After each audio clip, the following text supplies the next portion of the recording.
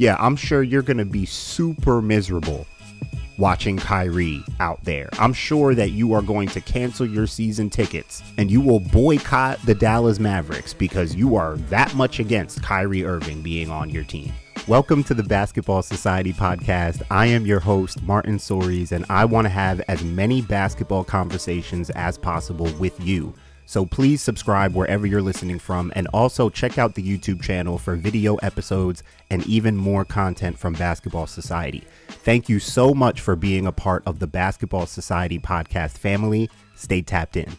I talked about this problem with the Dallas Mavericks and Luka Doncic on one of the last episodes of the show, and people were just making it seem like this huge crisis, like we're seeing another LeBron in Cleveland situation, another James Harden in Houston situation, and people were just starting to scream to the hills and just vouch for Luka like he needs more help. Now, it's interesting that what's about to happen here, because Kyrie Irving he's just so dynamic of a player, and I'm really glad that Kyrie is having the kind of season he is and just hooping the way he's hooping. I'm just glad that we've gotten now a good couple of months of just seeing Kyrie flat out hoop, so we can all be reminded of just how special he is as a basketball player. You can't overthink this stuff. This is basketball, guys. This is basketball.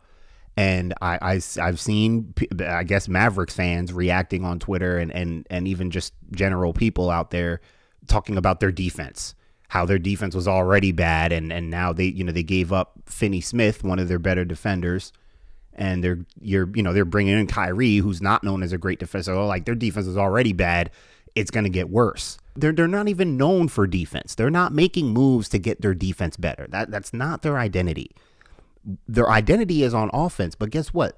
They're scoring like 112 a game right now, which is like 24th in the league. So for an offensive driven team, that's not good.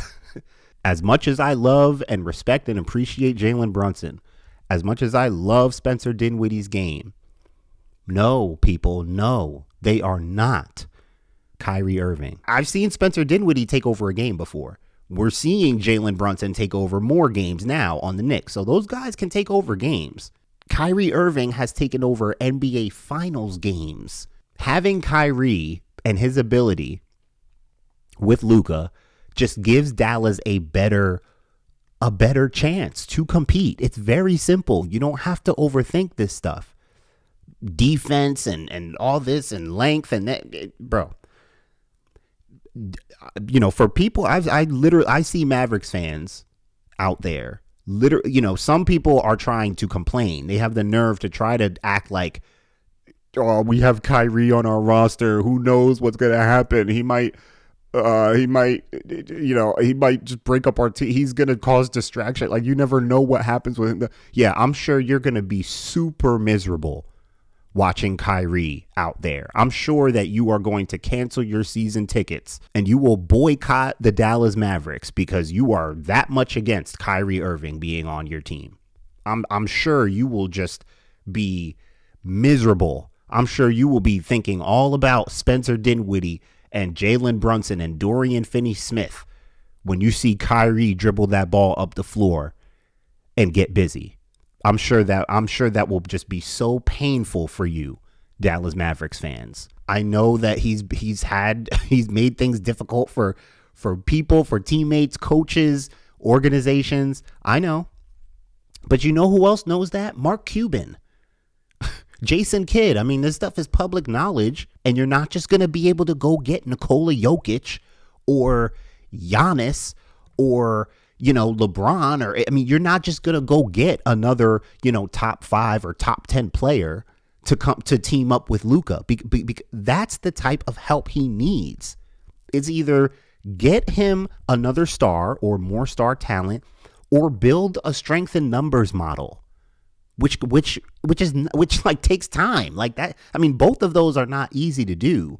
But if you're going with the second option of building like a complete, holistic, deep roster, I feel like that's a lot harder to do than trying to attract another star via free agency or trying to swing for a big trade like they just did. In the NBA, we've seen examples of things like this.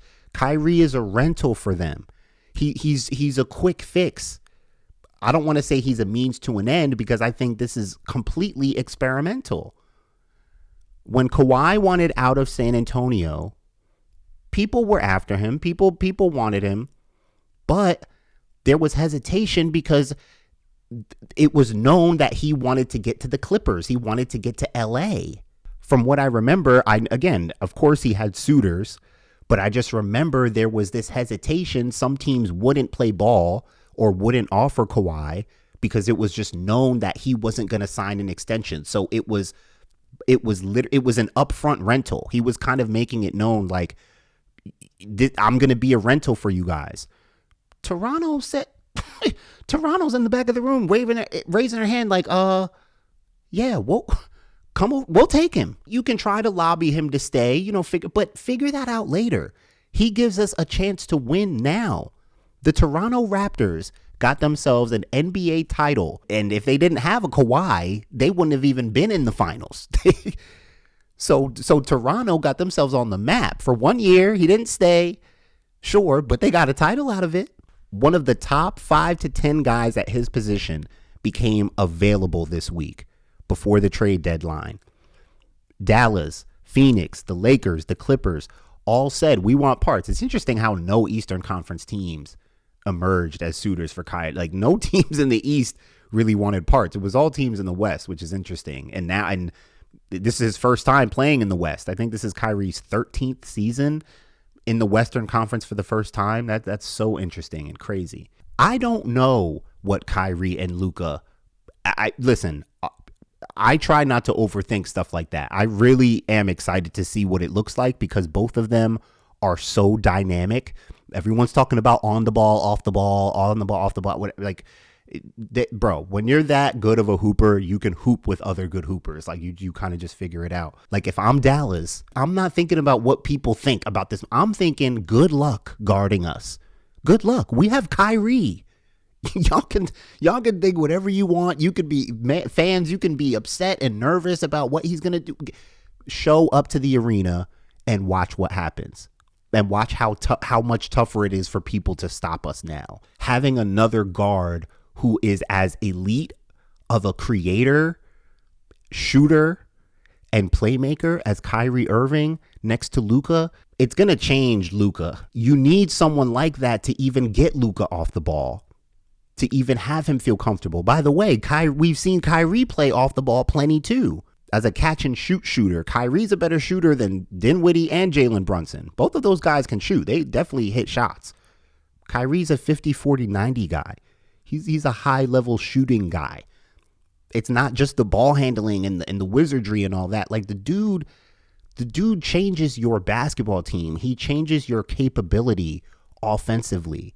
Dallas is an offensive identity basketball team. They're about their offense. And they just ratcheted up their offensive ability. They score 112 a game. They'll probably push closer to 120 now.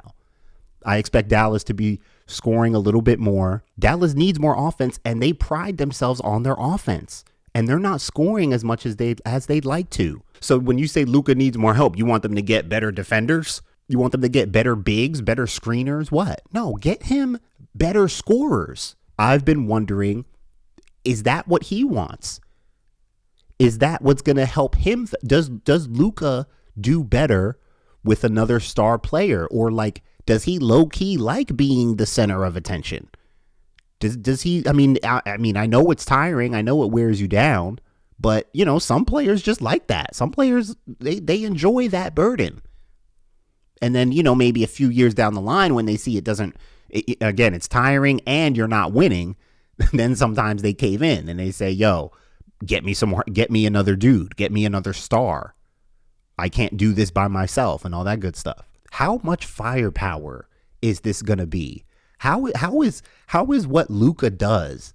Luka's getting 60-point triple doubles this year. I mean, how is what Luka does as a craftsman, as a scorer, as a creator, how is that going to blend with what Kyrie does? I think there's room for both of them on the floor together as teammates. One of two things can happen the way I see it in these kind of situations. One, you can see what happens and just let the chips fall where they may. If you do well, maybe he wants to stay. If you don't do well, he'll probably want to leave.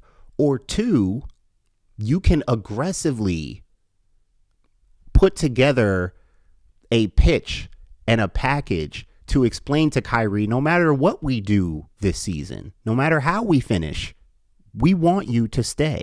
We have a plan for you and Luka here to build around you guys. We feel like we want that to be our foundation. And you treat him as a long-term investment from the beginning. Either way, it's experimental.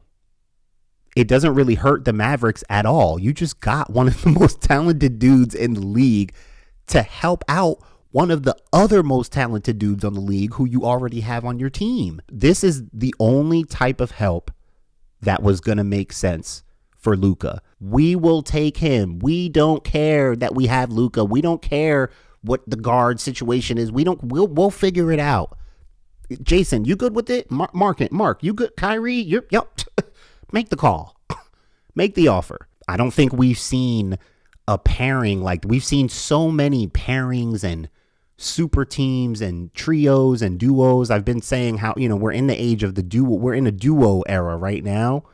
And it's crazy how Kyrie played with LeBron, got to hoop with KD and Harden in Brooklyn. And now he's teaming up with Luka.